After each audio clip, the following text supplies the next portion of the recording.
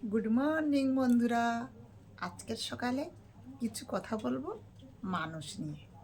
তো আমরা মানুষ, আমরাই ভুল করছি, আমরাই সংশোধন করছি, আমরাই আবার ক্ষমা করছি।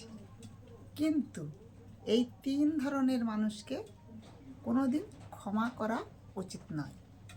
নাম্বার এক, ভালোবাসার নামে যে সমস্ত মানুষ অভিনয় করে। নাম্বার দুই, বন্ধুত্বের মুখোশের আড়ালে বেইমানি করে। নাম্বার তিন, বিশ্বাসের অমর্যাদা করে।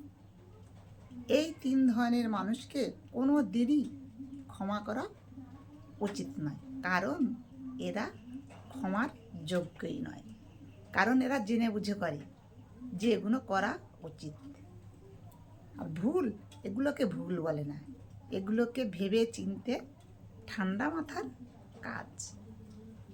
তো বন্ধুরা, ভুল করলে একবার দুবার তিনবার ক্ষমা করা যায়, কিন্তু এই সব ক্ষেত্রে একদমই ক্ষমা করা যায় না।